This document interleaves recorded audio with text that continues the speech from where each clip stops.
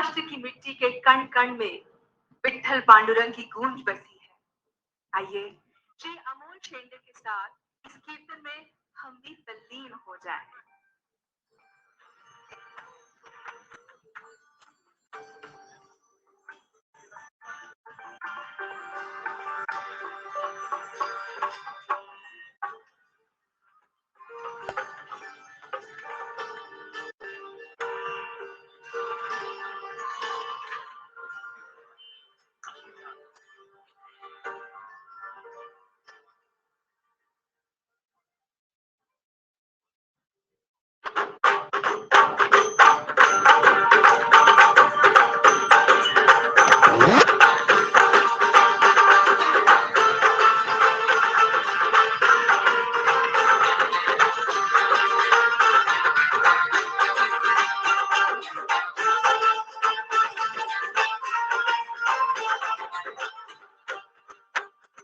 विठ्ठल विठ्ठल विठ्ठला माझा विठ्ठल विठ्ठल विठ्ठल विठ्ठला माझा पांडुरंग विठ्ठला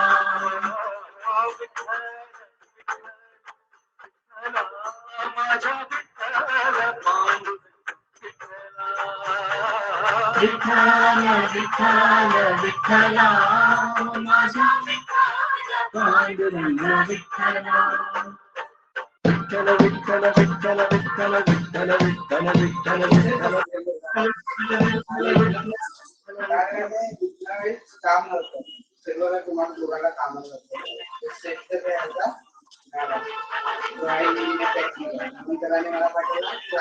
मला पाठवलं ड्रॉइंग घेऊन पाठवलं असं तुला काम याला घेऊन जा आणि याला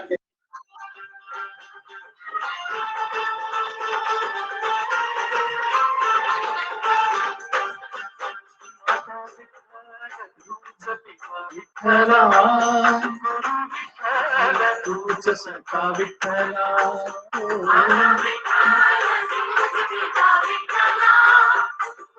विठ्ठला तूच सखा विठ्ठला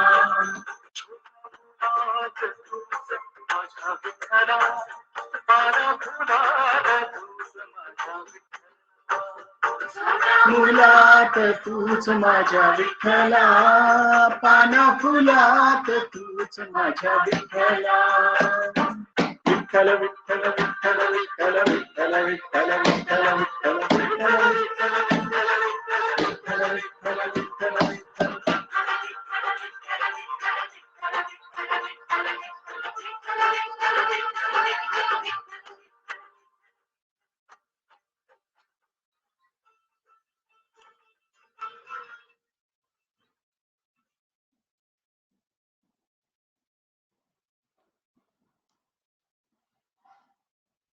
हॅलो फ्रेंड्स, कसे आहात सगळे? मजेतच असतात?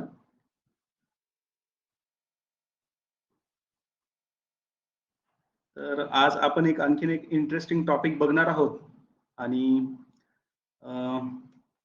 आपल्या सगळ्यांना लाईफ मध्ये पुढे जायचं असतं, प्रगती करायची असते, आज जे आहोत त्यापेक्षा बेटर लाईफ जगायचं असतं आणि कुठे ना कुठे आपण स्ट्रगल करत असतो.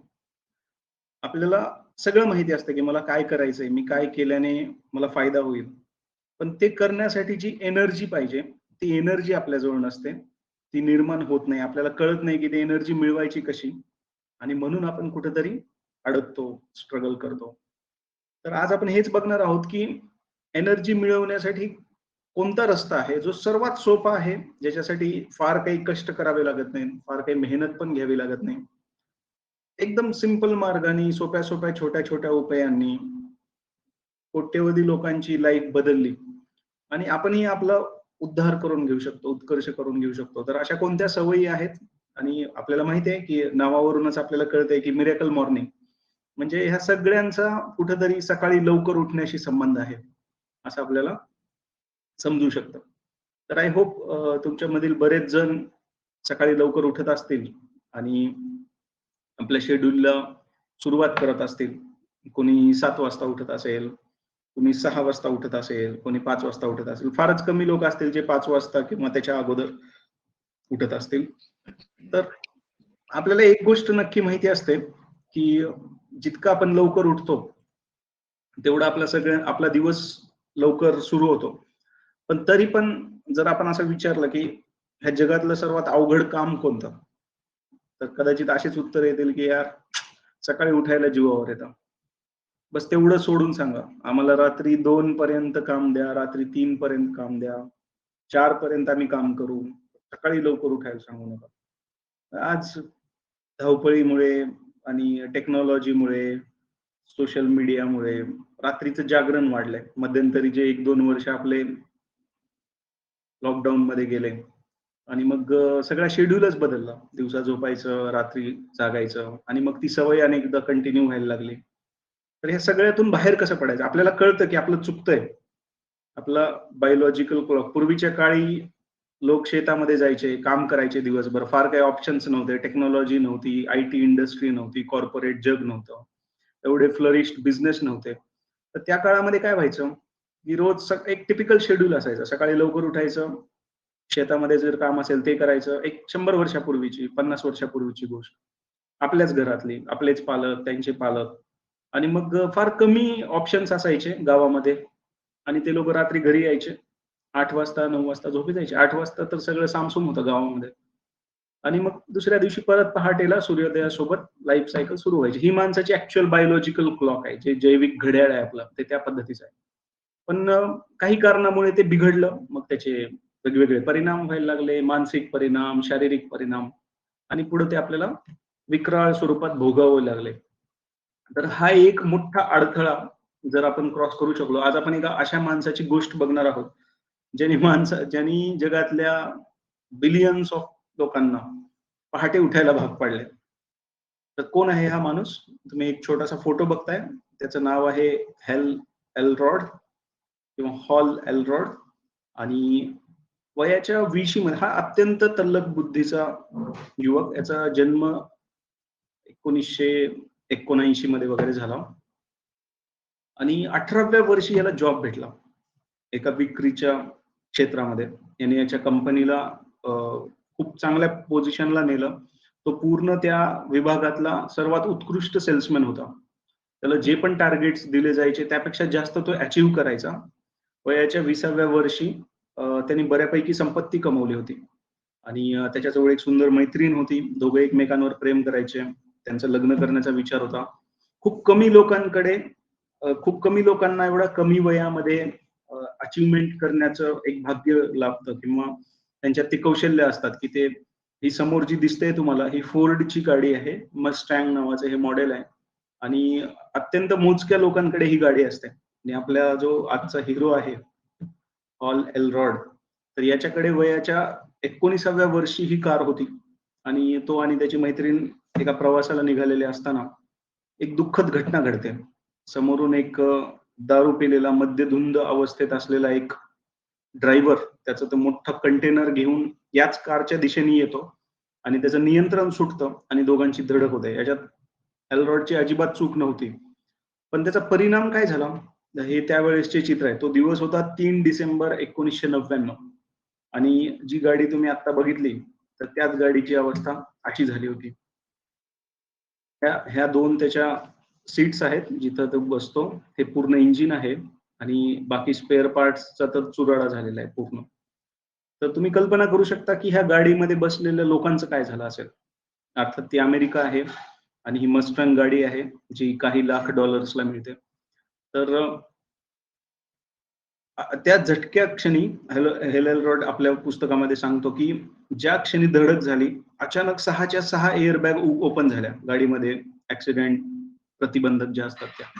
पण त्या एअरबॅगचा इतका मोठा झटका माझ्या मानेला बसला की त्याची इजा मला झाली आणि अत्यंत अत्यंत गंभीर अवस्थेमध्ये म्हणजे इतके त्याच्या बॉडीवरती परिणाम झाले. तुम्ही विचार करू शकता ह्या अशा ऍक्सिडेंट मध्ये कुणी जगू शकेल का? पण तरी पण त्यांनी वर्णन केलेलं आहे की मी जगलो आणि आयुष्य म्हणजे त्याची 11 हाडं मोडली त्या अपघातामध्ये. आपलं जे सर्वात मोठं हाड असतं तर त्या हाडाचा मधोमध तुकडा पडला आणि मग ते घुसून त्याच्या छातीमध्ये, बरगड्यांमध्ये जखमा झाल्या आणि असंख्य फ्रॅक्चर झाले त्याच्या शरीरात. म्हणजे इतक्या ठिकाणी जखमा झाल्या, डोक्यापासून पायाच्या नखापर्यंत. हा त्याचा फोटो आहे, ज्या क्षणी त्याचा ऍक्सिडेंट झाला होता. त्याच्या बरगड्या तुटल्या होत्या, त्याचा हात तुटला होता, डोकं, असा कोणता अवयवच राहिला नव्हता जो शाबूत आहे. आणि पुढच्या ऍक्सिडेंट झाल्या क्षणी त्याच्या मज्जातंतूला, त्याच्या नर्व्हस सिस्टीमला जो धक्का बसला, त्यामुळे तो एका क्षणात कोमामध्ये गेला आणि पुढचे 6 तास तो कोमामध्ये होता. म्हणजे जवळपास तो मृत्युमुखी पावला होता ऍक्च्युली.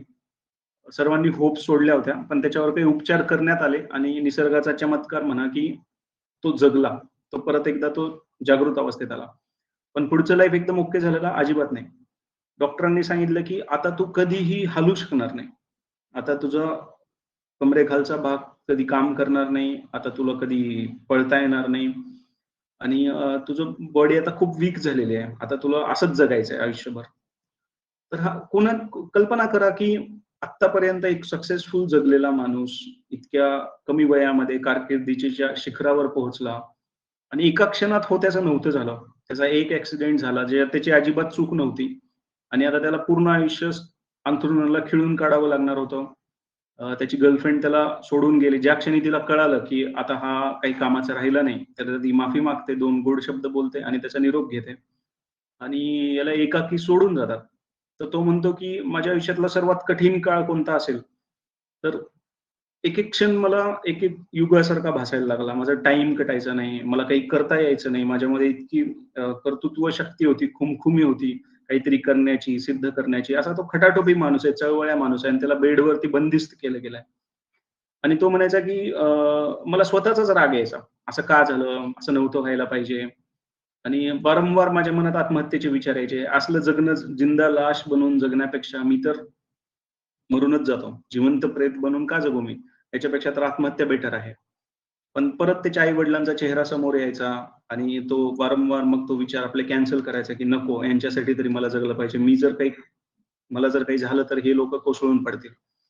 आणि असेच त्यांनी काही महिने काढले आणि शेवटी मग मात्र तो सांगतो, की 6 महिन्यानंतर, 8 महिन्यानंतर माझ्या आतमध्ये एका अद्भुत शक्तीचा संचार झाला आणि ती शक्ती मला सांगायला लागली. तो म्हणतो, की आजारपणाचा एक खूप चांगला फायदा असतो.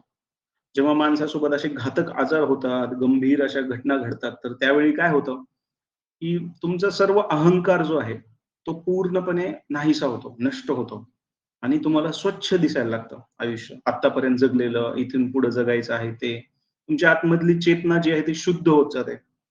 जितके तुम्ही असहाय्य असता, नाहीतर माणसाला अहंकार असतो, तो मद असतो, मोह असतो, त्याला वासना असतात आणि त्यामुळे तो बघू शकत नाही. पण समजा तुम्ही कार चालवताय आणि पाऊस पडतोय, तर ऑटोमॅटिकच समोरच्या काचेवरती असं अंधुक-अंधुक दिसायला लागेल. पण तो सांगतो, की हे सगळं एका क्षणात स्वच्छ पुसलं जातं, ज्यावेळी तुम्ही अडचणींमध्ये असता आणि तुम्हाला पुढचा रस्ता दिसायला लागतो. असाच एक क्षण त्याच्याही आयुष्यात आला, असा एक साक्षात्कार त्यालाही झाला आणि त्याच्या आतमध्ये एक जन्म घेण्याच्या आणि जग जिंकण्याच्या शक्तीने पेट घेतला.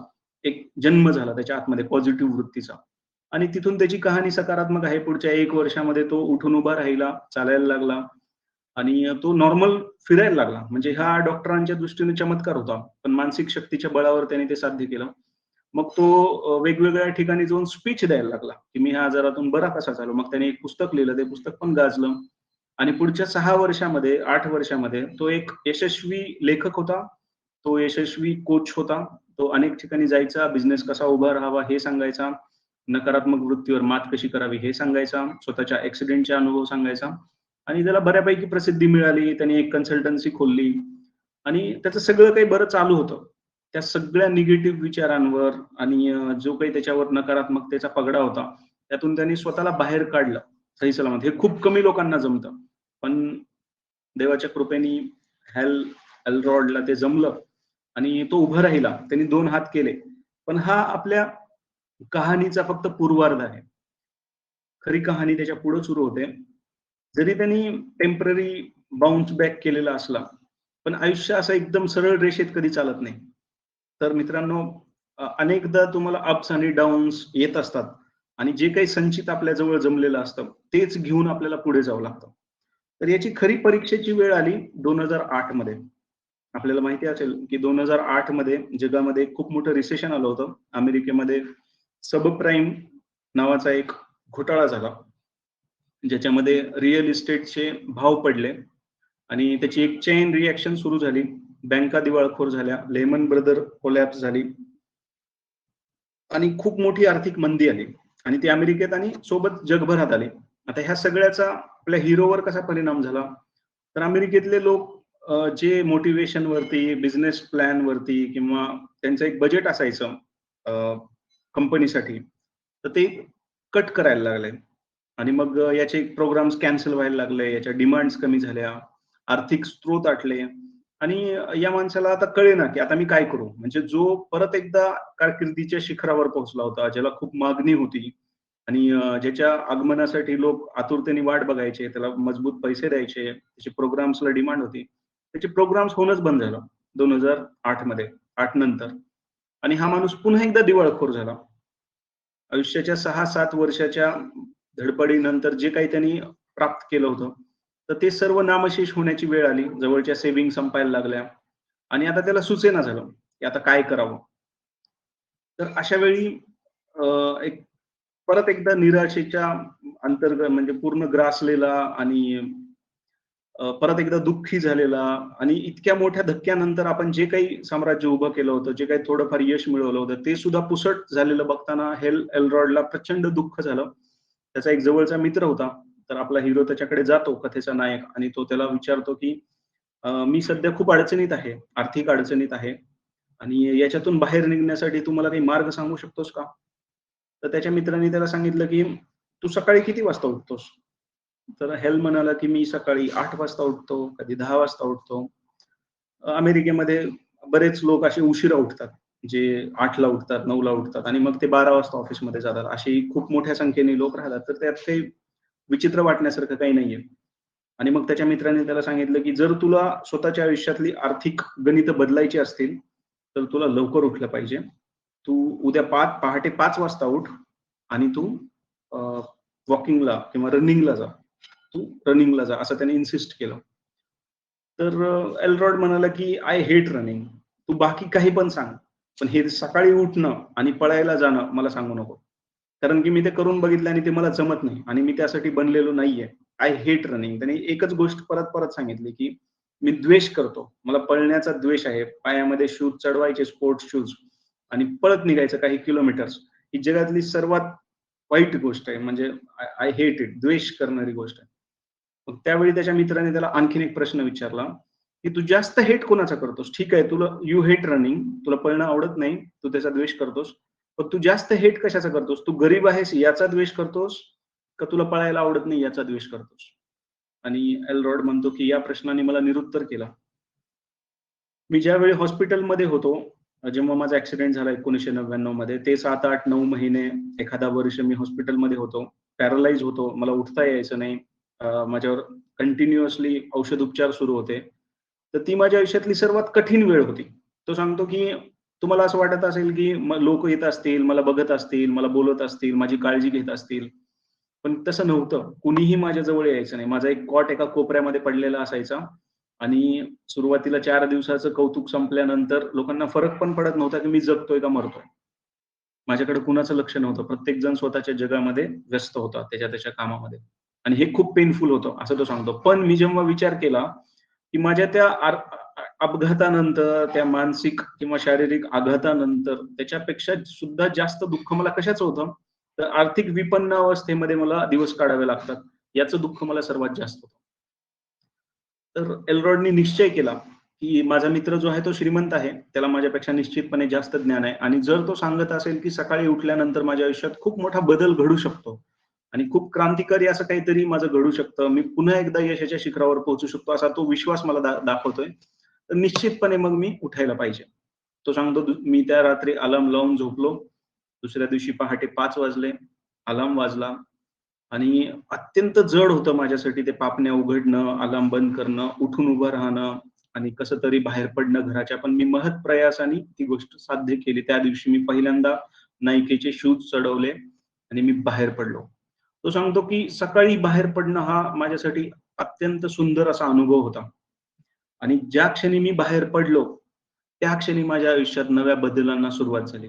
माझ्या मनात जे काही विचार यायचे, ते विचार बदलत असल्याची अनुभूती मला यायला लागली. मग पहिल्या दिवशी, दुसऱ्या दिवशी, काही आठवडे, काही महिने मी सातत्याने दररोज 5 वाजता उठत राहिलो आणि मला नवीन-नवीन साक्षात्कार होत गेले. म्हणजे हे असं आहे, की ह्या ब्रह्मांडामध्ये प्रत्येक गोष्टीची सूत्र लपलेली आहेत आणि ह्या सूत्रांना योग्य व्यक्तीपर्यंत पोहोचवलं जातं. पण त्यासाठी स्वतःला लायक बनवावं लागतं. ते ज्ञान जे आहे ते आपल्या आजूबाजूला, आपल्या आतमध्येच आहे. पण केवळ आपली पात्रता नसल्यामुळे ते ज्ञान आपल्यापासून दूर ठेवलं जातं किंवा ते दूर राहिलं जातं. आणि जर ते आपल्याला मिळवायचं असेल, तर आपल्याला चांगल्या सवयी लावून घ्याव्या लागतात, आत्मसात कराव्या लागतात. अशाच पद्धतीनं ज्या क्षणी यांनी रोज 5 वाजता उठण्याची सवय केली, त्यावेळी त्याच्या मनातली पूर्ण निगेटिव्हिटी पुसली गेली.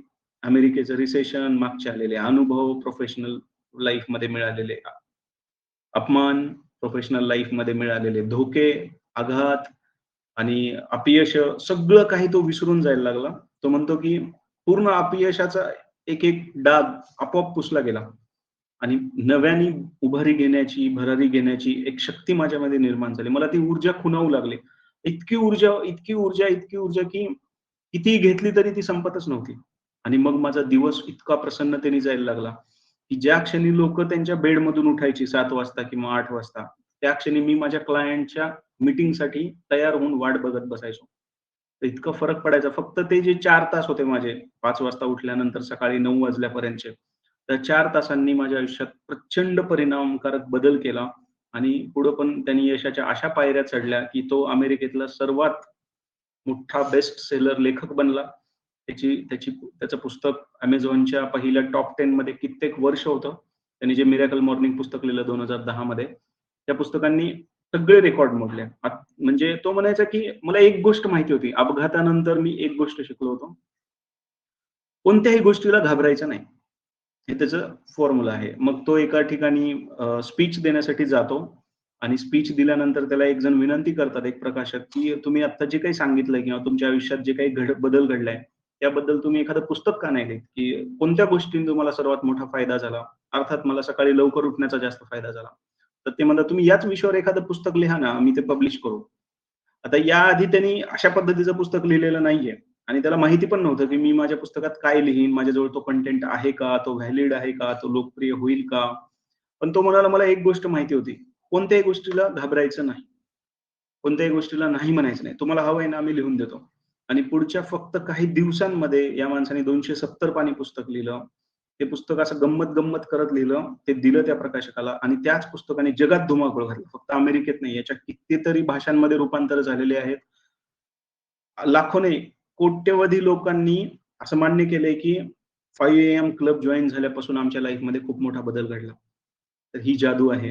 ह्या माणसाजवळ असं कोणतं नॉलेज आहे, की ज्याच्यामुळे अनेक, अनेक, अनेक लोकांवर परिणाम झाला, सकारात्मक परिणाम झाला. तर खरोखर हे खूप इंटरेस्टिंग आहे आणि याने एक सोप्या सूत्रांमध्ये त्याचं वर्णन केलेलं आहे. तो म्हणतो, की तुम्हाला जर माझी स्टोरी समजून घ्यायची असेल, की एक असा मृत्यूशय्येवर पोहोचलेला माणूस जगातल्या अत्यंत मोजक्या श्रीमंत लोकांमध्ये पोहोचतो.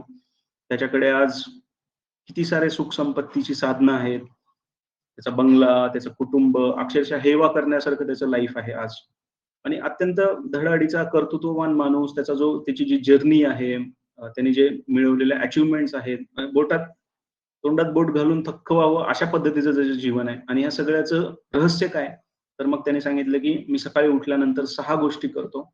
त्या 6 गोष्टींमुळे माझं पूर्ण परत एकदा 360 डिग्री माझ्या आयुष्यात चेंजेस आले आणि ह्या 6 गोष्टी जर तुम्ही कराल, तर तुमच्या पण आयुष्यात चेंजेस येईल. मग त्या कोणकोणत्या गोष्टी आहेत? तर त्यांनी त्याला सेव्हर्स असं नाव दिलं कोड वर्डमध्ये. जे माणसं समस्यांना सामोरं जातात, स्ट्रगल करतात, ज्या लोकांना पुढे कसं जावं हे कळत नाही. तर त्या लोकांसाठी त्यांनी एक परावलीचा शब्द दिला, एक पासवर्ड दिला, एक कोड वर्ड दिला आणि त्या कोड वर्डचं नाव आहे सेव्हर्स. सेव्हर्स म्हणजे काय? एस स्टँड्स फॉर सायलेन्स, शांतता. तो म्हणतो सगळी उत्तरं आतमध्ये आहेत. तुम्हाला फक्त शांत राहायचंय आणि तुम्हाला पुढचा रस्ता स्पष्ट दिसायला लागेल. अंधाऱ्या रात्री आपण जात असू आणि तुमच्या गाडीचा बल्ब बंद आहे, लॅम्प बंद आहे, तर भीती वाटायला लागते. रस्ता भरकटतो आणि हमखास चुका होतील. पण समजा फक्त शांततेमध्ये तू लाईट लागली तर ती लाईट तुम्हाला किती लांबपर्यंत घेऊन जाते.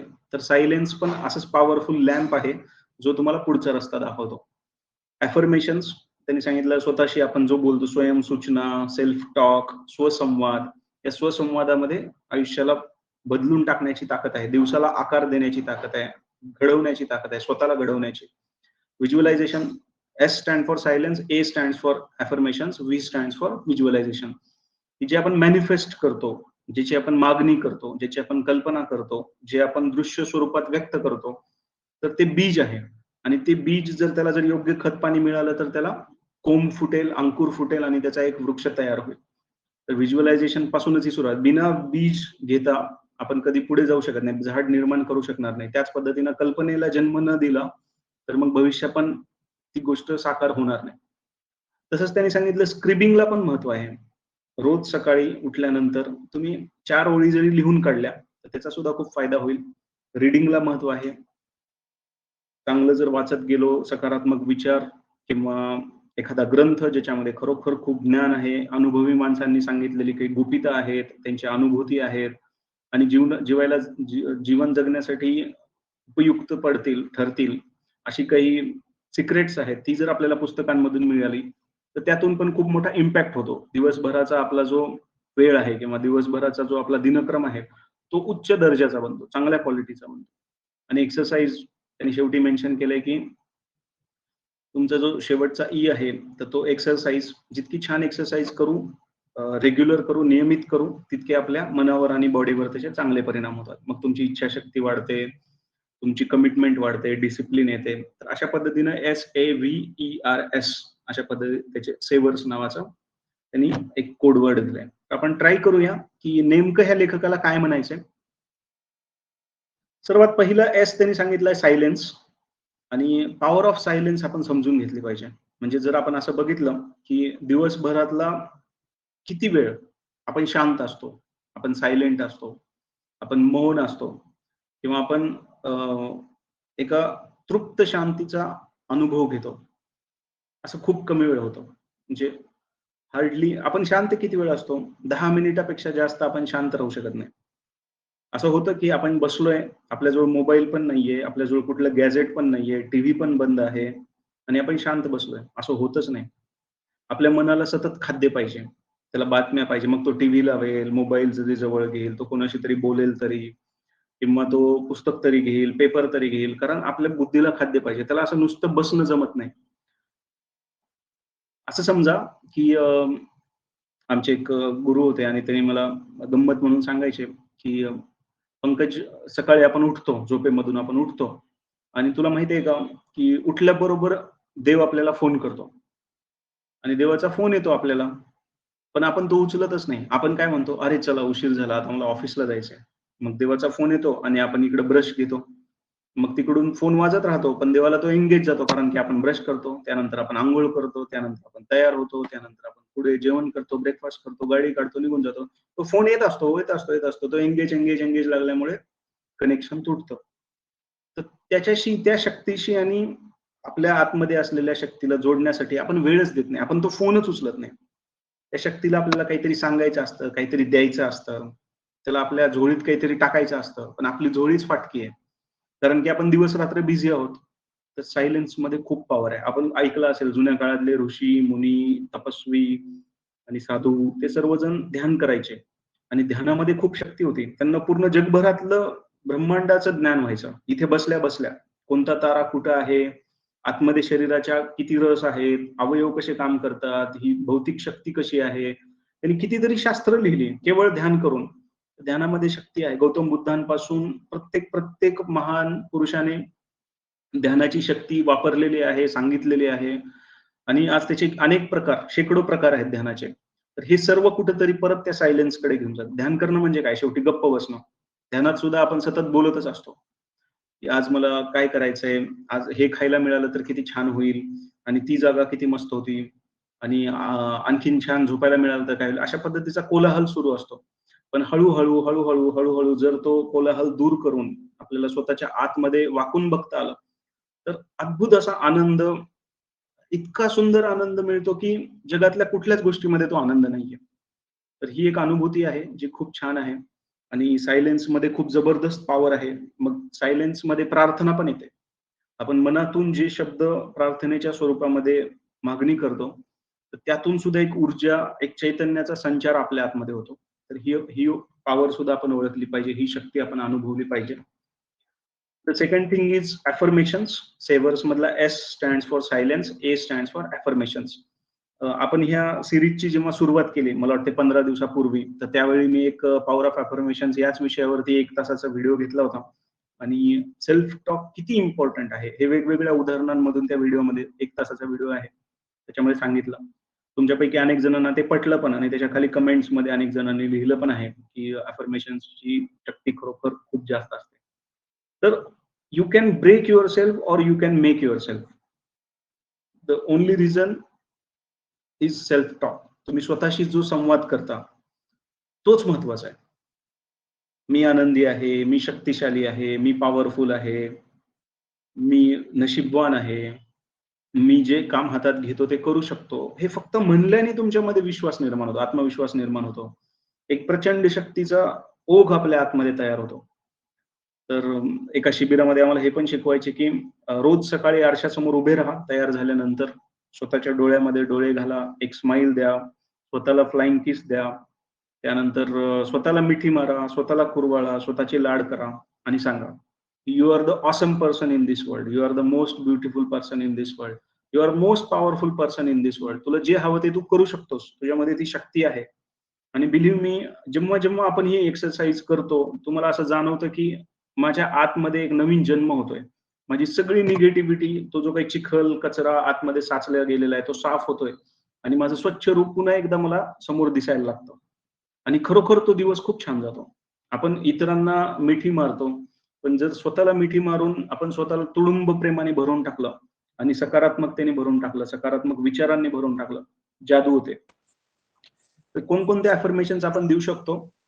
तर नॉर्मल अफर्मेशन्स आपण असे देतो की I am good, I can make a difference. माझ्या जगण्याचा उद्देश काय? मी का जगतोय? तर मला ह्या जगामध्ये काहीतरी बदल घडवायचा आहे. जगात एक मोठा बदल घडवण्यासाठी माझा जन्म झालेला आहे. ज्या क्षणी तुम्ही एका मोठ्या ध्येयाला स्वतःशी जोडून घेता, अकल्पनीय वेगाने तुमची प्रगती व्हायला लागते. नवीन कशाची पण भीती असते माणसाला. I try new things. मला नवीन गोष्टी करून बघायला आवडतात. मला अशा ठिकाणी जायला आवडतं जिथं मी अगोदर कधीही गेलो नाही. मला अशी कामं करायला आवडतात जी मी अगोदर कधी केली नाहीत. मला अशा पद्धतीच्या ऍक्टिव्हिटीज मध्ये स्वतःला गुंतवून घ्यायला आवडतं ज्याची मला भीती वाटते किंवा ज्याच्याबद्दल मी अनभिज्ञ आहे. I like challenges. माणसं आव्हानांपासून दूर पळतात. तर मी स्वतःला जर सांगत असेल की मला आव्हानं आवडतात. आव्हान मोठं का मी मोठा? आणि मी जर मोठा असेल तर मी आव्हानांना का घाबरू? I like challenges. I can do this. सर्वात मेन, कुठल्या पण सक्सेसफुल माणसाची फिलॉसॉफी काढून बघा, ती कुठेतरी इथंच येईल, आय कॅन डू दिस. मी हे करू शकतो. ह्या जगात असं काहीच नाही जे मी करू शकत नाही. फक्त ते करण्याचे काही रस्ते आहेत, ते रस्ते मला माहीत करून घ्यावे लागतील. जोपर्यंत ते रस्ते मला माहीत होणार नाही तोपर्यंत मी स्ट्रगल करेल. ज्या क्षणी मला तो रस्ता मिळाला, I can do this, that's it. I can get through anything. या जगात काहीही होऊ शकतं, काहीही झालं तरी पण मी प्रत्येकामधून सही सलामत बाहेर पडू शकतो. मी कोणतीही गोष्ट अचीव्ह करू शकतो. मी जगावेगळ्या जन्माला आलेलो आहे.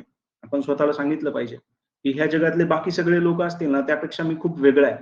आणि जर मी वेगळा आहे, अनोखा आहे, तर ते माझं वैशिष्ट्य पण आहे. माझ्या हाताच्या फिंगर प्रिंट्स आहेत त्या वेगळ्या आहेत. माझ्या डोळ्यावरती जे इम्प्रेशन्स आहेत ते वेगळे आहेत. आणि जर देवाने बनवताना जर हा भेदभाव केलेला असेल, की मी बाकीच्यांपेक्षा वेगळा आहे, तर माझ्यात काही अशा क्वालिटीज पण तर ठेवलेल्या आहेत. मग मी सर्वसाधारण मानून, मी स्वतःला कनिष्ठ समजून आणि साधारण समजून माझा विनाश का करू स्वतःचा? I am ready to be a leader. आपण सांगितलं पाहिजे स्वतःला, मी नेता आहे. समजा माझं 5 माणसांचं कुटुंब असेल, तर 5 जणांचा पण मी लीडर असतो ना. मला माझ्या फॅमिलीला जर सांभाळायचं असतं, तर मी लीडर असतो माझ्या कुटुंबाचा. मग माझ्या शेजाऱ्यांचा पण मी लीडर असतो. माझ्या सोसायटीचा पण मी लीडर होण्याचा चान्स मला मिळतो. त्यानंतर मी ज्या संस्थेमध्ये जातो तिथे लीडरशिपची अपॉर्च्युनिटी मिळते. आणि छोट्या-मोठ्या प्रसंगामध्ये पुढाकार घेऊन काम करण्याची वृत्ती असेल, तर आपोआपच नेता घडतो. तर ऑलवेज आपण पुढाकार घ्यायला शिकलं पाहिजे. I control my own happiness. कुणीतरी येऊन मला 2 टपल्या मारून जातं आणि मी रडायला सुरू करतो.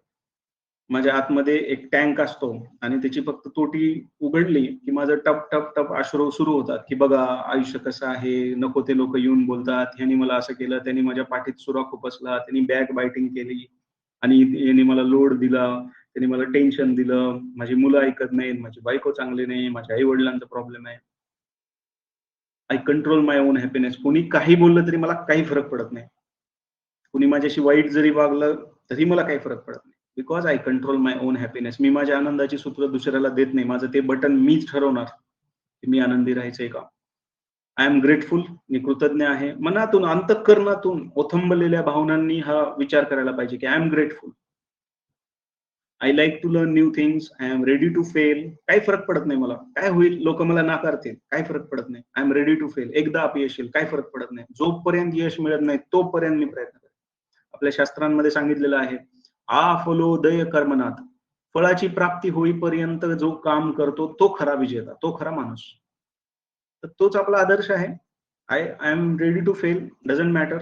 I ask for help. काही लोक कधी इगोमुळे आणि कधी न्यूनगंडामुळे दुसऱ्याकडे मदतीसाठी जातच नाहीत आणि म्हणून त्यांचे दरवाजे ते स्वतःच बंद करतात. जी गोष्ट आपल्याला येत नाही आपण मदत घेतली पाहिजे. एक्सपर्टकडे गेलं पाहिजे, त्यांना सांगितलं पाहिजे, आपल्या समस्या मांडल्या पाहिजे, त्यांच्याकडून उत्तरं घेतली पाहिजे. कधी विचारून कधी न विचारून आपण इतरांचं मार्गदर्शन मिळवू शकलो पाहिजे. I can do anything. Practice makes me perfect. मी सराव करेन. I don't give up. मी इझिली सहजासहजी हार मानत नाही. युद्धामध्ये समोर खूप बलाढ्य आणि शक्तिशाली शत्रू आहे म्हणून मी शस्त्र टाकून द्यायची का. मी लढलं पाहिजे. आणि I am a fighter. Me warrior आहे. तो माझा गुणधर्म आहे. मग छोट्या मोठ्या सगळ्या गोष्टींशी मी लढेन. माझ्याजवळ पुरेसे पैसे नाही, माझ्याजवळ रिसोर्सेस नाही, माझ्या आयुष्यात अनेक अडचणी आहे, माझी नोकरी चांगली नाही, मला संधी मिळत नाही. I am a fighter. I am a warrior. मी योद्धा आहे यार. आणि योद्धा कधी रडत नाही, तो लढतो. पुढचा पॉइंट त्यांनी सांगितला की SAV. V stands for visualisation. Visualisation मध्ये प्रचंड ताकद आहे. जगातली सर्वात मोठी ताकद व्हिज्युअलायझेशन मध्येच आहे. मी तुम्हाला उदाहरण सांगतो की आपल्यामध्ये ज्यांचे लग्न झाले असतील, आपण एक आपलं जोडीदार बघण्यासाठी जातो. समजा तुम्ही जर मुलगा असाल तर तुम्ही ज्या दिवशी आपल्या होणाऱ्या पत्नीला बघण्यासाठी गेला असाल फर्स्ट टाइम आणि तिथे खुर्चीवरती एक मुलगी येऊन बसते. आपण डायलेमा मध्ये असतो की काय होणार आपल्याला माहित नसतं. पण एक क्षण असा असतो की ज्या क्षणी आपण असा विचार करतो की ही समोर बसलेली व्यक्ती माझ्या जीवनसाथी होऊ शकते, माझा जोडीदार होऊ शकते. या व्यक्तीसोबत आपण आपलं पूर्ण आयुष्य काढू शकतो आणि तिथून आपलं व्हिज्युअलायझेशन सुरू होतं. व्हिज्युअलायझेशन काय असतं की जेव्हा समजा तुमचं लग्न जमलं आणि मग व्हिज्युअलायझेशन सुरू होतं की एक मंडप आहे, सुंदर सजवलेलं स्टेज आहे, त्या स्टेजला बॅकग्राऊंड आहे, मुंडवळ्या घातलेले मी आणि माझी पत्नी दोघ जण आहोत, हजारो लोक आलेले आहेत आणि खूप सुंदर प्रोग्राम होतो आहे, डान्स आहे, म्युझिक आहे, जेवण सुंदर आहे, लाइटिंग आहे, काय नाही त्या प्रोग्राम मध्ये. आणि लग्न होतं आणि गोष्टी तशाच होतात. 70-80% 90% व्हिज्युअलायझेशन जे आपण करतो तेच तर घडतं. तुम्ही असं एखादं लग्न बघितलंय की जे केवळ कामच झाली नाही, आटोपली नाही, वेळच्या वेळी डेडलाईन्स फॉलो झाल्या नाही आणि म्हणून लग्न पुढे ढकललं, असं होतं. जेव्हा लग्न ठरतं त्यावेळी तो मजकूर केला जातो की 30 एप्रिल 2020 या दिवशी 21 या दिवशी या दोघांचं लग्न ह्या ठिकाणी इतक्या वाजता होणार आहे. आणि ही कमिटमेंट असते आणि ती होते. लग्नाच्या आदल्या रात्रीपर्यंत जरी कामं झाले नसतील तरी सुद्धा दुसऱ्या दिवशी ती बरोबर होतात. लग्न वेळच्या वेळी पार पडतं, सगळं काही चांगलं होतं. ह्या सगळ्याची सुरुवात व्हिज्युअलायझेशन पासून झालेली असते. तिथं कोणी असं म्हणत नाही माझ्याकडे वेळ नाहीये, प्रॉब्लेम्स आले, ऐन टाइमला पाऊस पडला, ऐन टाइमला लोकांनी धोका दिला. ते सगळं होऊन सुद्धा कार्य चांगलं सक्सेसफुली पार पडतं. हेच व्हिज्युअलायझेशनची जादू आहे. आपल्या आयुष्यात सुद्धा जर इतकं स्ट्रॉंग व्हिज्युअलायझेशन आपण केलं, अशी स्ट्रॉंग कमिटमेंट आपण केली, वारंवार तो विचार पुन्हा पुन्हा पुन्हा पुन्हा पुन्हा पुन्हा डोक्यामध्ये घोळवला, तर आपल्यामध्ये एक असा फोर्स तयार होतो जो तुम्हाला शांत बसू देत नाही. असं होत नाही की ऑटोमॅटिक चमत्कार होतील आणि ती वस्तू तुम्ही खेचून घेता, असं होत नाही. होतं काय की तुमच्यामध्ये जी शक्ती तयार होते ती तुम्हाला लायक बनवते, ती तुम्हाला पात्र बनवते आणि ऑटोमॅटिकच ती तुम्हाला त्या वस्तूकडे घेऊन जाते. जर समजा आपण असं व्हिज्युअलायझेशन करत असू की मला ही इमारत हवी आहे, मला हा प्लॉट हवा आहे, मला मला एखादी कार हवी आहे, तर ऑटोमॅटिकच ऑटोमॅटिकच आपल्याला ती मिळते. आय होप माझा आवाज येतोय सर्वांना.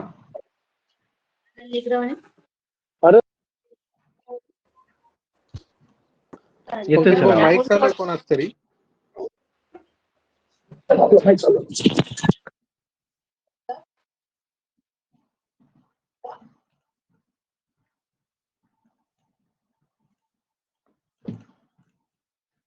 तर व्हिज्युअलायझेशन मध्ये पॉवर आहे. आणि तुम्हाला आश्चर्य वाटेल की ऑलिम्पिकचे जे ऍथलीट्स असतात ते सर्वजण व्हिज्युअलाइज करतात.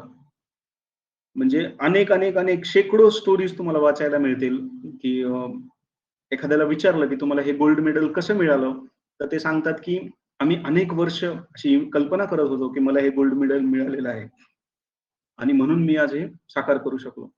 तर याचा वापर करून स्विमिंग मध्ये, ऍथलीट्स मध्ये, रनिंग मध्ये प्रत्येक कोच आपले जे कॅन्डिडेट्स आहेत त्या सर्वांना ही टेक्निक शिकवतात. तुमच्या मेंदूमधल्या पेशींना ते इतकं शक्तिशाली बनवतात की केवळ व्हिज्युअलायझेशनच्या साहाय्याने त्यांच्या शरीरामधले कौशल्य विकसित होतात. तर हे अद्भुत शास्त्र आहे, व्हिज्युअलायझेशन करायलाच पाहिजे. त्याच्या पुढचा पॉइंट आहे, लेखक म्हणतो की एक्सरसाइजला प्रचंड महत्व आहे.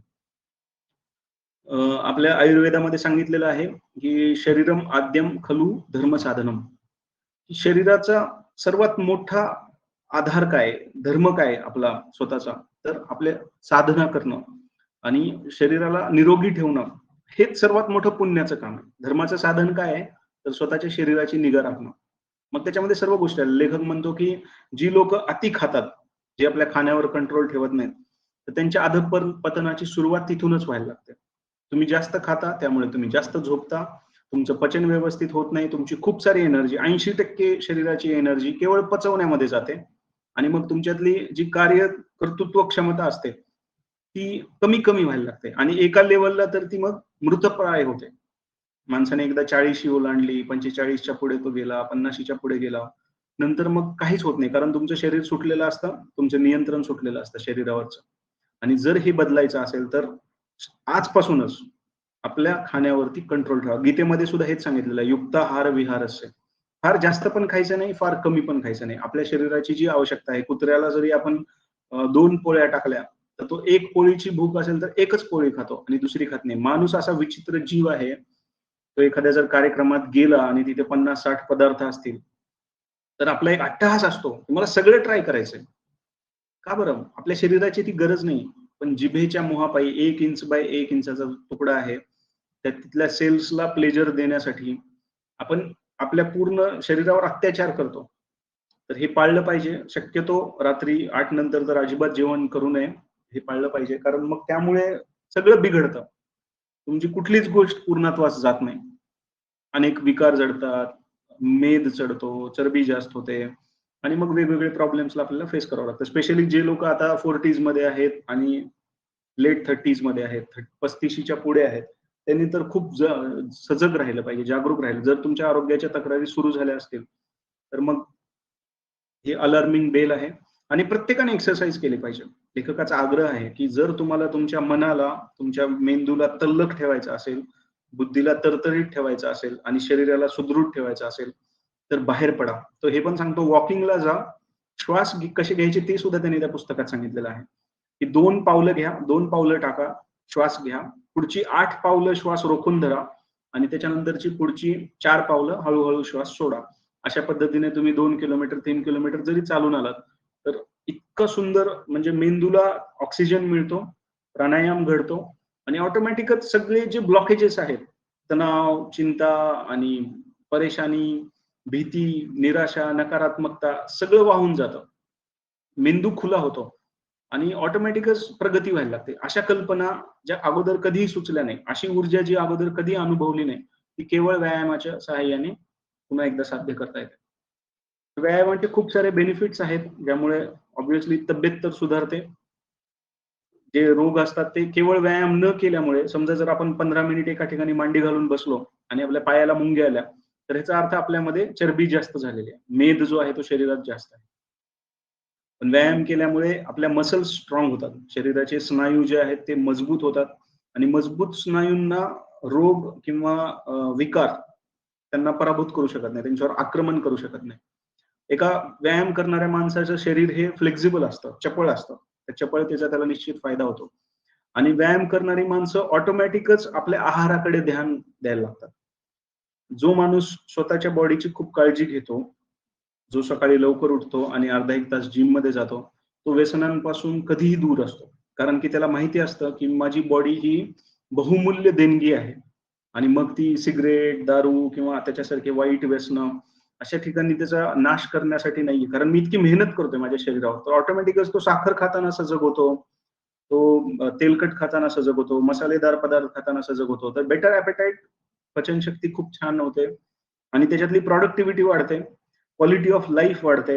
आपण प्रत्येक दिवस आनंदात जायला लागतो. अशी लोक फळं खायला प्राधान्य देतात, स्प्राउट्स खायला प्राधान्य देतात, कच्चं अन्न निसर्गाच्या किचन मध्ये जे आहे ते जास्त कन्झ्युम करावं. कारखान्यामध्ये किंवा आपल्या किचन मध्ये जे बनतंय ते कमीत कमी त्याचा वापर करावा. जे लोक एक्सरसाइज करतात त्यांची सोशल लाईफ पण खूप चांगली होते. समजा जर तुम्ही मॅरेथॉन पळत असाल, हेल एलरॉडनी मॅरेथॉन मध्ये सुद्धा विक्रम केलेला, 50 किलोमीटर तो धावला आणि त्यांनी पदक मिळवलं त्याच्यामध्ये. तर ऑटोमॅटिकच आपली सोशल लाईफ बेटर होते, पर्सनॅलिटी आकर्षक होते, लोकांचा तुमच्या अवतीभोवती गराडा पडतो, जिथे पण तुम्ही जाता तिथे तुमची छाप पडते. तर हे सगळं असं अदृश्य रिलेशन आहे. आणि नुसतंच मेकअप केल्याने किंवा शो ऑफ केल्याने, चांगले कपडे घालल्याने इम्प्रेशन पडेल असं नाही. पण जो माणूस सतत व्यायाम करतो त्याच्या चेहऱ्यावर एक तजेलदारपणा येतो आणि एक आकर्षक व्यक्तिमत्व म्हणून त्याच्याकडे लोक आकर्षित होतात. तर अपिअरन्स छान होतो, एनर्जी लेवल वाढते, ऊर्जेची पातळी वाढते आणि असंख्य बेनिफिट्स आहेत. स्टॅमिना वाढतो, स्ट्रेंथ वाढते. जे काम केल्यावर इतर माणसं 1-2 तासामध्ये थकतात, तर ते काम आपण 4-4 तास जरी केलं तरी आपल्याला थकवा जाणवत नाही. तर ही किती मोठी कमाल आहे एक्सरसाइजची. आपलं हृदय शाबूत राहतं. मी असे पण लोक बघितलेले आहेत की वयाच्या 42-43व्या वर्षापर्यंत प्रचंड मेहनत केली. एका सेल्स कंपनीला त्यांनी एकदम टॉपला पोहोचवलं. मुंबई, पुणे असंख्य चक्रा मारल्या आणि 42व्या वर्षी त्या व्यक्तीला जेव्हा हार्ट अटॅक आला, केवळ स्ट्रेस आल्यामुळे, काही इंटरनल मॅटर्स झाले असतील कंपनीचे, पुढचं आयुष्य म्हणजे पुढचं आयुष्य इतकं उद्ध्वस्त झालं की त्यांना आपलं राहतं घर विकावं लागलं आणि त्यांच्या 2 मुलांचं भविष्य सुद्धा धोक्यात आलं. तर अशा विचित्र विचित्र घटना घडतात की आपण जर आपल्या आरोग्याची काळजी घेतली नाही तर त्याची खूप मोठी किंमत आपल्याला द्यावी लागते.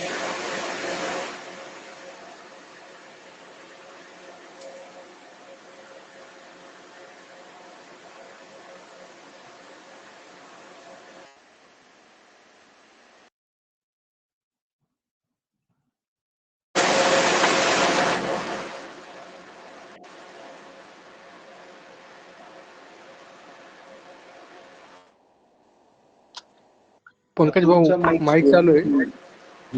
अतुल यांचा. पुढचा पॉइंट त्यांनी सांगितलेला आहे की रिडिंगला खूप महत्व आहे. The power of reading. पुस्तकामुळे माणूस आहे ना समृद्ध होतो.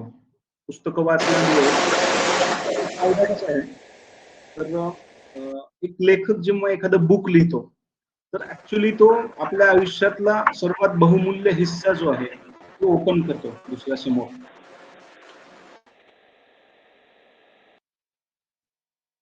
तर पुस्तकं वाचत राहिली पाहिजे, त्याच्यातून खूप आनंद मिळतो. म्हणजे असं म्हणतात की एक पुस्तक वाचल्याने एक दुसऱ्याचं संपूर्ण आयुष्य जगल्याची आपल्याला अनुभूती आहे. फक्त अर्ध्या 1 तासामध्ये तुम्ही अख्ख्या 10-15 वर्षाचा त्याचा अनुभव जो आहे तो ग्रहण करू शकता आणि त्याच्यातून शिकू शकता. पुस्तक वाचलं पाहिजे. पुस्तकामध्ये प्रचंड महत्व आहे आणि म्हणून लेखकांनी भर दिलेला आहे की रोज सकाळी रिडिंगची सवय आपण लावली पाहिजे. पुस्तकामध्ये शब्दांमध्ये इतकी ताकद आहे की ते दृश्यांना जिवंत करू शकतात. केवळ शब्दांचा आधार घेऊन ते तुमच्या डोळ्यासमोर असं चित्र उभा करू शकतात की जे आयुष्यभर तुम्हाला दिशा दाखवेल, मार्गदर्शन करेल. आणि म्हणून लेखकाचा आग्रह आहे की चांगली पुस्तकं वाचा. विचार करण्यासाठी भाग पाडतील अशी पुस्तकं आपण वाचली पाहिजे लेखकाला म्हणायचं. रिडिंगमुळे माणसाला विवेक बुद्धी, त्याची सतसत विवेक बुद्धी जागृत होते. काय चांगलं, काय वाईट, काय योग्य, काय अयोग्य, निर्णय कसे घ्यावेत आणि कृती कुठे करावी, गप्प कुठे राहावं, हे सगळं आपोआप सुचायला लागतं जितकं आपण पुस्तकं वाचत जातो. तर पुस्तकांमुळे ऍक्च्युली खरं आहे ना, पुस्तकांमध्ये खूप आनंद लपलेला आहे. म्हणजे फक्त भौतिक गोष्टींमध्येच आनंद आहे असं नाही. आपल्या फक्त सेन्सेसमध्येच आनंद आहे. काहीतरी चांगलं खाल्लं म्हणजे आनंद मिळतो किंवा चांगले कपडे घातले, चांगल्या कार्यक्रमांना गेलो, मिरवलं, लोकांमध्ये मिसळलो, वाहवाही घेतली, स्तुती करून घेतली आणि पैसे शो ऑफ केले, याच्यातच फक्त आनंद आहे का? त्याच्या पलीकडे जाऊन एक बुद्धीचा पण आनंद आहे आणि तो बुद्धीचा आनंद जर तृप्त करायचा असेल, ती बौद्धिक मेजवानी जर अनुभवायची असेल, तर बुक्स शिवाय दुसरा पर्याय नाही. तर चांगले चांगले बुक्स वाचले पाहिजे, समृद्ध जीवन जगलं पाहिजे आपण. आणि शेवटी लेखकांनी सांगितलंय की काहीतरी लिहित राहा. म्हणजे विचारांमध्ये खूप शक्ती आहे, पण ते विचार जेव्हा कागदावर उमटतात, तर त्यावेळी ते रियालिटीला निर्माण करतात. तर लेखक सांगतो की सकाळी आपण उठलो, आपण एक्सरसाइज केली, आपण ध्यान केलं, आपण बाकीच्या ज्या गोष्टी सांगितल्या त्या केल्या, जसं व्हिज्युअलाइज केलं, आपण चांगलं पुस्तक वाचलं आणि आता लेखक सांगतो की तुमच्या मनात ज्या भावना आहेत त्या थोड्याशा 4 ओळींमध्ये लिहायचा प्रयत्न करा. त्याने सांगितलं स्क्रिबिंग, जो लास्टचा त्याचा भर आहे ह्या गोष्टीवर आहे, की आपण 2 तास एका बागेमध्ये जाऊन बसलो, आपल्या मनात आपण असंख्य विचार केले, मला हे साध्य करायचंय, मला ते साध्य करायचंय, मग ते होणार नाही असे पण विचार आपल्या मनात आले आणि आपण 2 तासांनी उठलो, तर आपण काहीही घेतलं नाही सोबत. कारण जितके पॉझिटिव्ह विचार आले, तितक्याच शंका पण आल्या, तितकीच भीती पण आली. आपण व्हिज्युअलाइज करायचा प्रयत्न केला, पण ते होईल का नाही हे पण आपल्याला माहित नाही. पण ज्या क्षणी तुम्ही पेन पेपर घेऊन बसता आणि तुम्ही त्याला मूर्त स्वरूपामध्ये लिहिण्याचा प्रयत्न करता, की मी आज ही गोष्ट करणार आहे, मी आज हातात घेतलेलं काम, हे काम तडीस नेणार आहे, मी आज हे कम्प्लीट करणार आहे, तर त्या क्षणी तुमच्या आतमध्ये तुमचं मन अंतर्मनाला आज्ञा देतं की आज तुला हे करायचं आहे आणि ते करवून पण घेतं. अंतर्मन असं आहे ते राक्षसासारखं आहे, त्याच्यात प्रचंड ताकद आहे, फक्त त्याला कोणी आज्ञा देत नाही. आपल्याला हेच माहित नाही की त्याला कंट्रोल कसं करायचं. तर हे जे मार्ग आहेत ना, सेल्फ टॉक, अफर्मेशन्स किंवा ऑडिओ ऐकतो आपण, एखादी मूव्ही बनवतो आणि ती पाहतो किंवा आपण स्वतःला लिहून कमांड देतो, तर ह्या मार्गांनी तुम्ही तुमच्या अंतर्मनाशी संवाद साधत असता कळत न कळत. आणि म्हणून हे खूप प्रभावी माध्यम आहे. आपण जे लिहितो आपल्या खांद्यापासून आपल्या हातापर्यंत कमीत कमी 50 लाख पेशी आहेत आणि ह्या पेशी जेव्हा तुमच्या मेंदूतला विचार ह्या हातांनी पुढे लिहिला जातो, तर एक खूप मोठा फोर्स तयार होतो. जुन्या काळामधले जे लोक आहेत, भक्त आहेत, तर ते देवाचं नाव लिहितात, राम राम लिहितील किंवा आणखीन काही लिहितील. तर त्या लिहिण्यामध्ये सुद्धा खूप महत्व आहे, कारण तुमचं पूर्ण अटेन्शन त्या शब्दावर एकाग्र होतं. तर नामस्मरणामध्ये जी जशी शक्ती आहे, तशीच शक्ती आपल्या विचारांमध्ये सुद्धा आहे, की मला जे साध्य करायचंय ते जर मी लिहिलं असेल, माझे गोल्स मी लिहिले असतील आणि ते मी परत परत वाचत असेन, पुन्हा लिहित असेन, पुन्हा वाचत असेन. लॉ ऑफ अट्रॅक्शन मध्ये 369 नावाची टेक्निक आहे जी खूप फेमस आहे. एक 17 शब्दांचं एक वाक्य घ्या, सकाळी 6 वाजता, दुपारी जेवण झाल्यानंतर 1-2 वाजता आणि रात्री झोपण्याच्या अगोदर 3, 6 आणि 9 वेळा ते पुन्हा पुन्हा लिहा आणि केवळ आठवड्याभरात तुम्हाला त्याचे रिझल्ट दिसतात. स्क्रिबिंगला खूप महत्व आहे, लिहित राहिलं पाहिजे. असे जे सैरावैरा पळणारं मन आहे, जे असे भरकटणारे विचार आहेत, कदाचित मी एक साधारण असंच म्हणजे common average below average life जगलो असतो जर मी लिहिलं नसतं तर. मी लिहित राहिलो, माझे लेख कुणी वाचतंय नाही वाचतंय काही फरक पडत नाही. आपल्याला काहीतरी आवडलं आपण लिहायचं आणि ऑटोमॅटिकच मग ती सकारात्मकता असते. जे चांगले लोक असतात ते ग्रहण करतात, त्यातून जे चांगलं आहे ते घेतात. पण केवळ लिहित राहिल्यामुळे अनेक नवे नवे दालनं माझ्यासमोर उघडे झाले, चांगले विचार झाले, निगेटिव्हिटी कशी घालवायची त्याची एक किल्ली मला सापडली. आणि एक कठीण काळ असा होता माझ्या लाईफमध्ये की जर मी लिहित राहिलो नसतो तर कदाचित मी जिवंत राहिलो नसतो. केवळ केवळ मी लिहित राहिल्यामुळे, मनातली आपली ऊर्जा जागवत राहिल्यामुळे, ह्या आव्हानांना मी पार करू शकतो हा विश्वास निर्माण करत राहिल्यामुळे मी त्या 2-3 वर्षांमधून टफ फेज मधून बाहेर पडलो आणि मी इतरांना पण तो विश्वास देऊ शकलो की तुम्ही पण करू शकता. त्या सगळ्याचं क्रेडिट कुठं ना कुठं लिहिण्यामध्ये. ते पंकज कोटलवारच्या लेखणीतून काही शान मारण्यासाठी, इम्प्रेस करण्यासाठी किंवा काहीतरी पैसे मिळवण्यासाठी नाहीये. ती माझी गरज होती. आपल्या विचारांना फॉर्मॅट करण्याची ती मेथड होती आणि ती खूप पॉवरफुल होती. आज इतके लेख लिहिल्यानंतर मी कमीत कमी 400-500 आर्टिकल्स लिहिले आणि मला अभिमान आहे की असं काहीतरी आपण लिहिलंय ज्याच्यामुळे आपण खूप चांगल्या मानसिक पातळीवर पोहोचलो आणि आज माझेच लेख मला प्रेरणा देतात. मी 5 वर्षापूर्वी लिहिलेला लेख आज जेव्हा मी वाचतो तेव्हा मला 100 हत्तीचं बळ येतं. तर ही ताकद लिहिण्याची आहे. अरे वा, आपण काय लिहिलेलं आहे आणि आता आपण असं जगायलाच पाहिजे. जर आपण असं मानलो असेल तर ही पॉवर आहे. आणि हे 6 खरंच खूप प्रभावी रस्ते आहेत. मिरेकल मॉर्निंग उगच नाव नाहीये, लोकांनी उगच त्याला डोक्यावर घेतलं नाहीये. तर जितकं आपण त्याला मॉर्निंग रिच्युअल असं नाव दिलंय. एखाद्या देवावर जशी भक्ती असते तशा कमिटमेंटनी जर आपण आपली पहाट दिव्य केली, पवित्र केली आणि एखादं व्रत घेतल्यासारखं जर आपण आपल्या आयुष्यामध्ये हे व्रत घेतलं की मी रोज सकाळी सूर्योदयाच्या अगोदर उठणार आणि ह्याच्यातले जे पण मला गोष्टी जमतात सर्वच्या सर्व त्या मी करणार आणि मी आणखीन ट्राय करेन की त्याला बेटर कसं करेन. मला स्वतःला अभिमान आहे, मागच्या अनेक महिन्यांपासून अनेक वर्षांपासून मी रोज सकाळी लवकर उठतो आणि ध्यान करतो.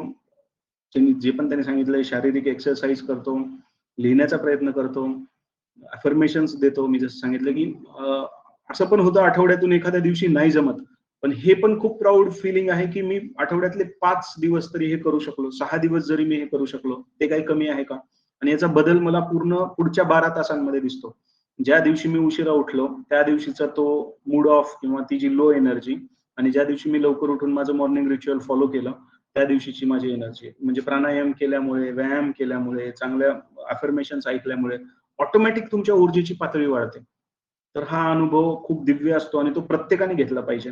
जर आपण तो मॉर्निंगचा अनुभव घ्यायला लागलो तर दिवसभरातले बाकीचे अनुभव आपल्याला अजिबात मॅटर करत नाहीत.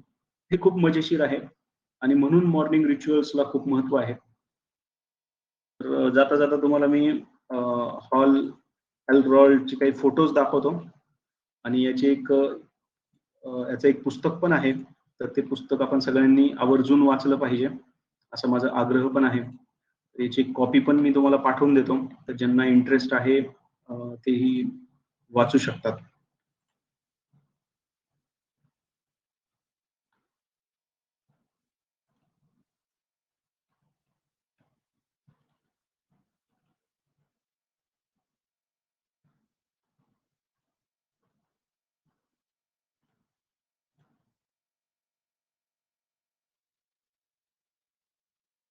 एक प्रसिद्ध व्यक्तिमत्व आहे आणि खूप कठीण परिस्थितीमधून म्हणजे अशी खरंच खूप मोजकी लोक असतात बरं का की ज्यांना हे जमतं आणि त्यातलं म्हणजे नशीबवान लोकांमध्ये एक नाव जर घ्यायचं असेल तर ते ह्या माणसाचं आहे. दिग्गज माणूस आहे, याच्याकडून शिकलं तेवढं कमी आहे. हा त्याचा फोटो आहे. याचे जगभरामध्ये सेमिनार होतात आणि हा त्याचा सध्याचा करंट फोटो आहे. त्याच्या कारचा ऍक्सिडेंट झाला होता तेव्हाचा फोटो. हे पुस्तक त्याने लिहिलं द मॉर्निंग मिरॅकल. याचा मराठीमध्ये अनुवाद केलाय कमलेश सोमन यांनी. ही त्याची फॅमिली आहे, त्याची मुलगी, मुलगा आणि त्याची आधीची गर्लफ्रेंड तर त्याला सोडून गेली, पण ही जी सध्या त्याची पत्नी आहे तिच्यासोबत त्यांनी अनेक वर्षांचा यशस्वी संसार केलाय. अमेरिकेमध्ये ही नॉर्मल गोष्ट असते की 5 वर्षांनी 10 वर्षांनी त्यांचे डायव्होर्स होतात, पण हे दोघ जण एकमेकांना लॉयल आहेत आणि खूप चांगलं आयुष्य ते जगतायत. तर अशा पद्धतीनं ही एक मला असं वाटलं की ही इन्फॉर्मेशन आपण शेअर केली पाहिजे. एक शेवटचा तुम्हाला मी पॅराग्राफ वाचून दाखवतो ह्या पुस्तकामध्ये एका ठिकाणी आलेला आणि मग आपण एंड करूया ह्या सेशनचा. ह्या पुस्तकाच्या शेवटच्या पेजवरती एल्रॉडनी याचा एक सारांश सांगितलेला आहे की आनंद हा माणसाचा स्वभाव आहे. या आनंदाचा आणि पहाटेचा सौंदर्याचा साक्षात्कार लवकर उठल्यानंतर आणि निसर्गाच्या सहवात गेल्यानंतरच तुम्हाला मिळणार आहे. मी तर म्हणेन की तुम्ही प्रथम दुःखी होणे आणि निराश होणे थांबवा. मी ज्यावेळी मृत्यूशय्येवर होतो तेव्हा मी सतत भोकत होतो की मला आरोग्य हवे आहे, मला जगायचे आहे, पण असे म्हणत मी पुन्हा पुन्हा त्याच आजाराला चिटकून राहत होतो. एका जागरूक क्षणी माझ्या हे लक्षात आलं आणि मी अचानक भानावर आलो. पहाटे उठल्यानंतर मी निर्देश केलेल्या 6 सवयी संपूर्णपणे अंगीकृत करणे हा जीवन जगण्याचा सर्वोत्तम मार्ग आहे. प्राणी, झाडं, पक्षी आनंदाने गात असतात, विहार करत असतात अगदी मुक्तपणे.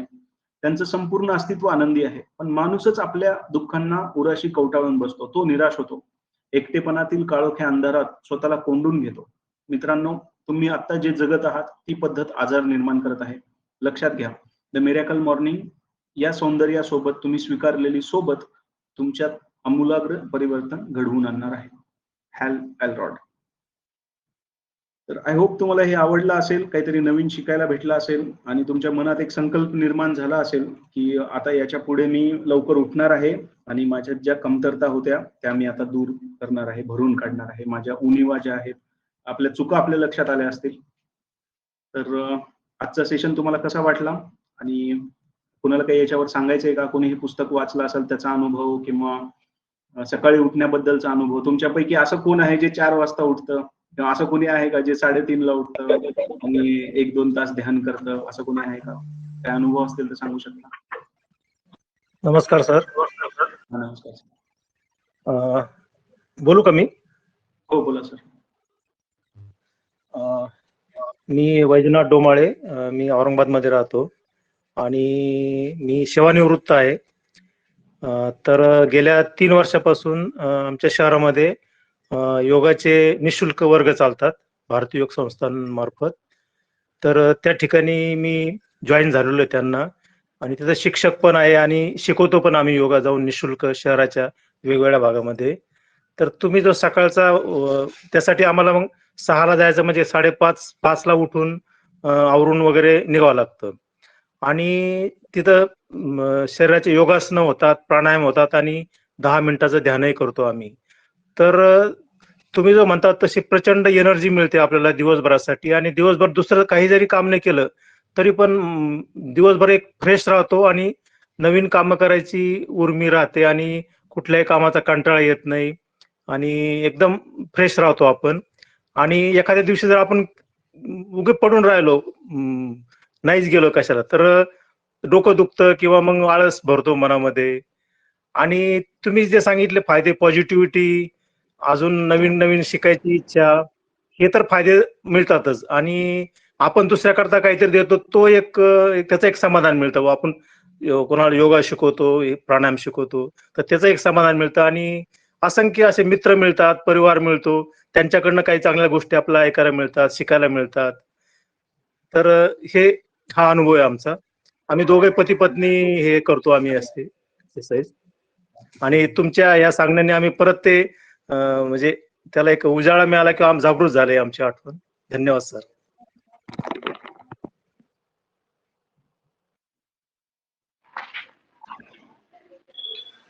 अक्षयजी काय सांगायचं?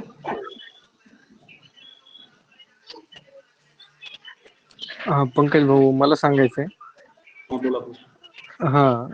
अशात मी नाही उठत सकाळी लवकर, पण मी ज्यावेळेस 4 वाजता उठायचो ना, म्हणजे कॉलेजच्या वयामध्ये आणि अपडाऊन रिसेंटली 2-3 वर्षापूर्वी, पण फक्त लॉकडाऊन पासून माझं शेड्यूल बिघडलं. तर ज्या वेळेस मला 4 वाजता आता पण जाग येते, फक्त मी उठतो आणि पुन्हा अंथरुणात झोपतो. तर 4 वाजता उठल्यानंतर ना दिवस एकदम फ्रेश जातो आणि उत्साही राहतो. एकदम म्हणजे असं काही टेन्शन नाही वगैरे नाही राहत. आणि दुसरं एक मला जाणवलं की आपण जेवढं जास्त चलू आणि जेवढं जास्त आपल्या शरीराला थकू तेवढा जास्त माणूस हेल्दी राहतो. कारण मी पूर्वी जास्त चालायचो कॉलेजच्या जीवनामध्ये, तर मी कधीच बिमार पडलेलं मला आठवत नाही. मग जसं गाडीचा वापर वाढला आणि चालणं बंद केलं मी, तसे माझे आजार वाढायला लागले. मग मला जाणवलं की बाबा आपण आता गाडीचा वापर कमी करून चाललं पाहिजे. तर मग मी ते चालणं सुरू केलं तर छान वाटतंय. आणि दुसरं एक, जसं या लेखकानं सेवर्स सांगितलेलं आहे, तर सेवर्स पण मी ज्यावेळेस माझ्या लाईफ मध्ये डाऊन फेज होती त्यावेळेस मी सेवर्स ट्राय केले.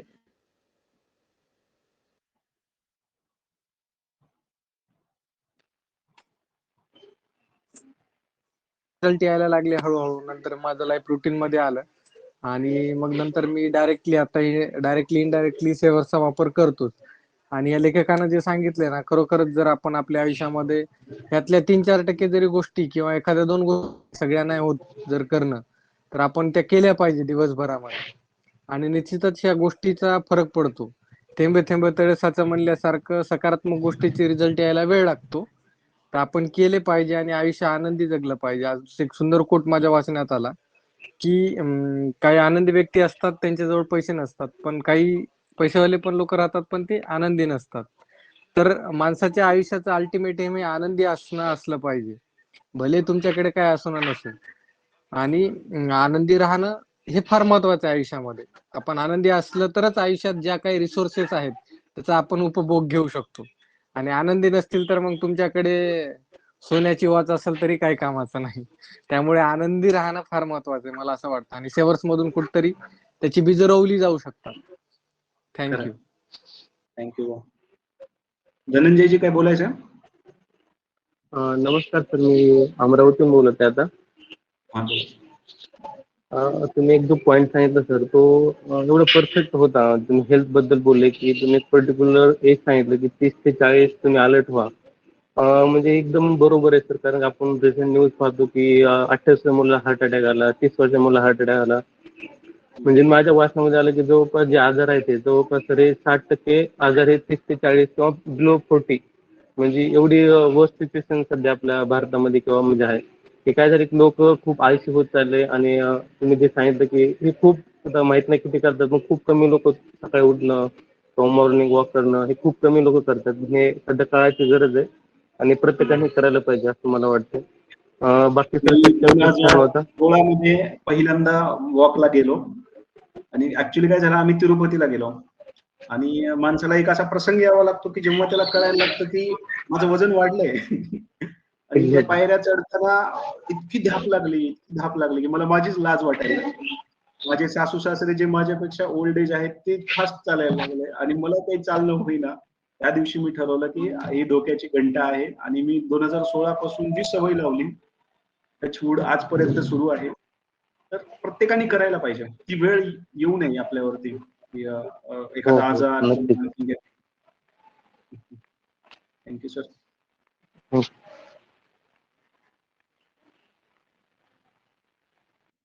ओके फ्रेंड्स, आणखीन एक अनाउन्समेंट करायची आहे मला. हा बोला भूषण भाऊ.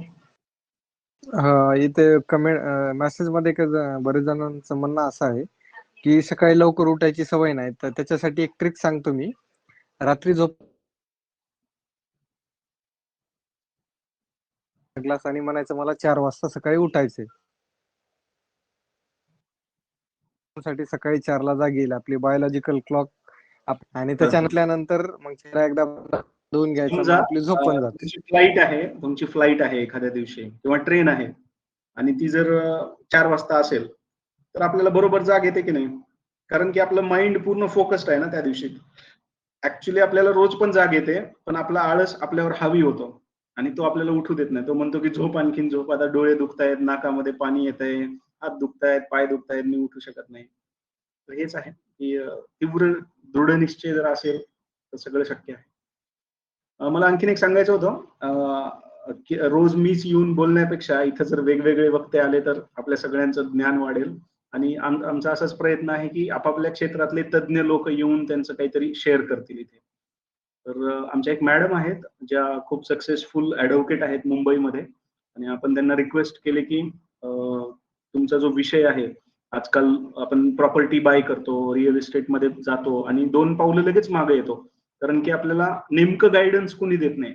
एखादी प्रॉपर्टी बाय करताना कशी करावी, बिल्डर सोबत डील कसं करावं, कोणत्या अशा छोट्या छोट्या गोष्टी असतात ज्या आपण काळजीपूर्वक तपासून घेतल्या पाहिजे. फसवणुकीचे प्रकार कुठे घडतात, मागच्या 4 वर्षांपासून त्यांनी अनेक केसेस अशा सॉल्व्ह केलेल्या आहेत. आणि आपण त्यांना विनंती केली की मॅडम थोडासा वेळ काढा, आणि आमच्या इथे 40-50 मित्र आहेत आणि आम्ही सगळे इन्व्हेस्टर प्रेमी आहोत, की आम्हाला सतत गुंतवणुकीबद्दल आणि नवीन गोष्टींबद्दल जाणून घ्यायला आवडतं. कदाचित आपल्यामधले कुणी असे असतील जे चांगल्या प्रॉपर्टीच्या सर्च मध्ये असतील, तर आम्हाला थोडंसं गायडन्स द्या. तर त्यांनी आपली मागणी मान्य केली, विनंती आपली त्यांनी मान दिला आणि त्यांनी येण्याचं ऍक्सेप्ट केलंय. तर होपफुली रविवारी संध्याकाळी, म्हणजे रविवारी रात्री आपला सेशन असेल, आणि त्याच्याबद्दल मी पाठवेन तुम्हाला मेसेज. तर त्या मॅडम येतील आणि तुमच्यामधले कोणाचे काही प्रश्न असतील तर त्यांचे पण ते उत्तर देण्याचा प्रयत्न करतील. तर असा एक प्रयत्न आहे की माझ्या संपर्कातले जितके चांगले लोक आहेत, कुणी पर्यावरणामध्ये आहेत, कुणी एक्सपर्ट आर्किटेक्ट आहेत, किंवा स्टॉक मार्केट मधले काही असे दिग्गज शहेनशाह आहेत, अशा लोकांना आपण इथं बोलू, त्यांचे अनुभव घेऊ, त्यांच्याकडून ट्रिक्स समजून घेऊ. रोज रोज मीच काय सांगू आणि बोर होऊन जाल, मग एके दिवशी तुम्ही म्हणाल tata bye bye Pankaj sir, आता नाही येत आम्ही. तर आपण तसं न करता प्रयत्न करू की जास्तीत जास्त चांगल्या लोकांकडून नॉलेज गेन करण्याचा प्रयत्न करू. आजचा दिवस चांगला होता, काल पण स्टॉक मार्केटमध्ये खूप चांगला गेन मिळाला, आज पण मिळाला. तर जे माझे स्पेशली ऑप्शन ट्रेडर्स मित्र आहेत तर त्यांच्यासाठी सांगणं आहे की निफ्टी बँक निफ्टी बाय करा, म्हणजे ऑप्शन सेलिंग करा. बँक निफ्टीचा पुट सेल करा, निफ्टीचा पुट सेल करा, बिंदास माझ्यावर विश्वास ठेवून करा आणि येणाऱ्या 2-3 महिन्यामध्ये मस्त रिटर्न मिळतील. मी माझे स्क्रीनशॉट्स पण पाठवतो. 28 ऑगस्टचा आय थिंक 25 ऑगस्टला आपली एक्सपायरी आहे नेक्स्ट मंथची. तर त्या दिवशीचा मी बँक निफ्टी आणि निफ्टी दोघांचा सुद्धा पुट सेल केलेला आहे आणि होपफुली आत्ताच तो प्रॉफिट मध्ये आलेला आहे. तर होपफुली येत्या 1 महिन्याभरामध्ये आपल्याला चांगलं जे पण पैसे मिळतील ते चांगले मिळतील. बाकी गोल्डन क्रॉस वगैरे लक्ष ठेवा, चांगले स्टॉक्स पिकअप करा. SBI कार्ड मध्ये चाल आली, MRF टायर्स मध्ये आली, महिंद्रा CIE मध्ये आहे. असे एक 12-13 स्टॉक्सची लिस्ट मी पाठवली होती. तर प्रत्येकामध्ये खूप चांगले रिटर्न्स म्हणजे गोल्डन क्रॉस पॉझिटिव्ह आहे आणि आता मार्केट इझिली खाली येत नाही. तर बस माणसाला तोच विश्वास पाहिजे असतो. ती स्टॉप लॉसची लाईन तुमची लक्ष्मण रेखा आहे, ज्या क्षणी ती तुटेल त्या दिवशी एक्झिट देऊन बाहेर पडा. कधी 5% लॉस होईल, कधी 10% लॉस होईल, पण रिवॉर्ड खूप चांगला आहे. कमीत कमी 20, 25, 50% पर्यंत रिवॉर्ड मिळेल इथून. तर आपापल्या रिस्क वरती. पण एक माझा जस्ट पुश आहे की जे लोक असे अंधाधुंद ट्रेडिंग करतात, अंदाज पंचे करतात, तर तशी न करता थेरीला बेस मानून जर पुढे जाल आपण, कदाचित उद्याचा सेशन जर झाला तर मग याच्यावरती किंवा गोल्डन क्रॉस आणि सध्याचं मार्केट एक अपडेट जे आहे. Okay friends, thank you very much. असंच या आणि आनंद वाटला, सर्वजण आलात, ऐकून घेतलं आणि स्वतःमध्ये सुधारणा करण्यासाठी आपण सगळे जागरूक आहोत. Thank you very much. साथ द्या अशीच. Thank you sir. Thank you very much sir. Thanks again. नाही घेतले आणि आपल्या मित्रांना द्या. चांगली पॉझिटिव्हिटी स्प्रेड करा. कुठल्या ना कुठल्या निमित्ताने सपोर्ट करा आम्हाला. चलो, thank you very much. Good night. Bye bye. Thank you sir.